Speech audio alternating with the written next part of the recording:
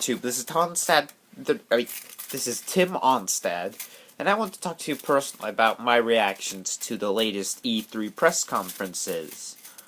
And so, with the Xbox press conference, I was expecting they were going to announce something absolutely ridiculous.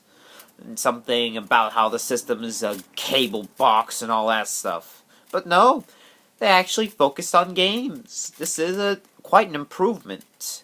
Although, given my bias against Xbox, I'm not really going to get it, mainly due to my bias. But they have cleaned up their act. There's going to be Halo 5 coming out this year. There's also Forza that's experimenting with a new online system where basically there won't be any lobbies. That's right, no wait time. You just instantaneously go into someone's game whenever you feel like it. So it's seamless. And come to think of it, the seamless thing is something that they have been experimenting with lately. Because the new Assassin's Creed game is experimenting with, that's set in the French Revolution, is experimenting with seamless online multiplayer. Then there's also the new Call of Duty Advanced Warfare. In the Xbox press conference, when I heard, the Call of Duty Advanced Warfare, I was thinking of Advance Wars. Even though it's Call of Duty, that's what I was thinking of. But unlike Advance Wars, this one actually looks pretty awesome. One that I would like to buy. But given my bias against Xbox, that really most likely wouldn't happen. Anyway, with PlayStation, I was expecting to see, some of the latest and greatest platformers. And in a way I did. Even though the only platformer there was Little Big Planet. Other than that, there's also the new Uncharted game, which is coming out for PS4 in 2015. Let's see, what else is there? There is Azu, which is a very weird title that I don't even know what it's gonna be. And it's basically, it didn't even show me, the trailer didn't show me actual gameplay, and it just showed an animated segment with a bunch of fish and a diver. And so I don't know what to make of it, personally.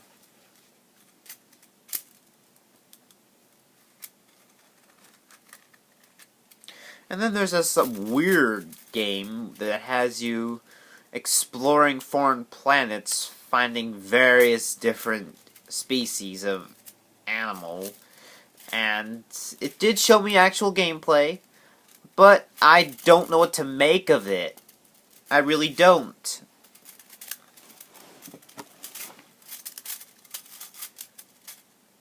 But they do seem very curious. And there's this weird, not weird, but weird to me at least. There's it's sort of like this pseudo platformer adventure game. It has almost all the traits of any Mass Effect game, but it's more of an anime art style. Yes, you heard me right. A fairly modern action-adventure game, but with anime style. And the anime thing is, well, I wouldn't say it's weird to me, personally, but it's, yeah. I don't know really how to word it, given I don't really remember the gameplay all that well.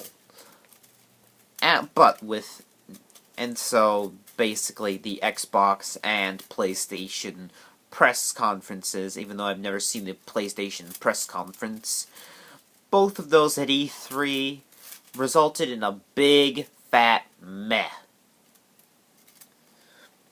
Mainly, not a whole lot new, and good games, but it's still meh. Nintendo is a whole different Nintendo now. Nintendo is a whole different kettle of fish. Because they have all this awesome stuff that people here on Miiverse were looking forward to for the past year. Some of these even since last year. There's going to be Pokemon Omega Ruby and Sure Sapphire, and Alpha Sapphire versions.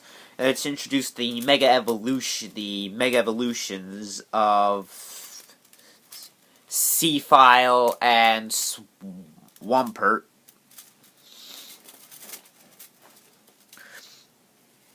So it's basically Hoenn confirmed, even though it already has been confirmed because of the pattern. In case you don't know, the pattern is basically Ruby, Sapphire, Red, Green. Red, Green versions, Gen 1. Let's see here. Diamond and Pearl, Gen 4. Gold and Silver, Gen 2.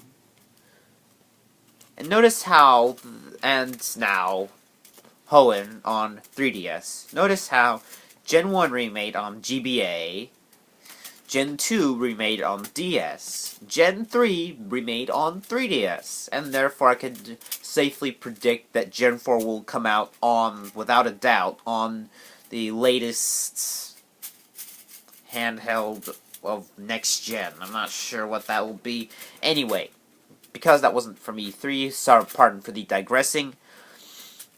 Now getting back on track, Toad is also getting his own game, and the gameplay trailer I've rewatched a few times, and it looks pretty good. It looks pretty good. You know, so basically those brief solo levels where you play as Captain Toad is now going to be a whole game, and I'll look forward to that. And there's also the new Smash Brothers. Things about the new Smash Brothers coming out. You know, new characters, you know, like Lady Petalina from Kid Icarus. And, of all things, Pac-Man. That's right, you heard me. Pac-Man in Smash Brothers.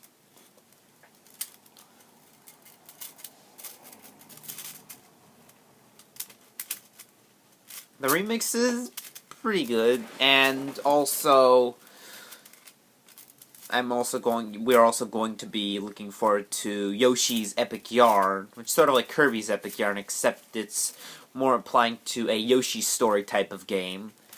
There's also Kirby's Rainbow Curse, which basically allows you to move Kirby anywhere up to the screen using the stylus.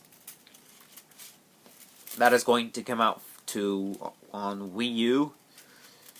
And Miyamoto has also unveiled a project for the next Star Fox game. Yes, for the first time since 2005, there's a new Star Fox game. Not a remake, a new Star Fox game.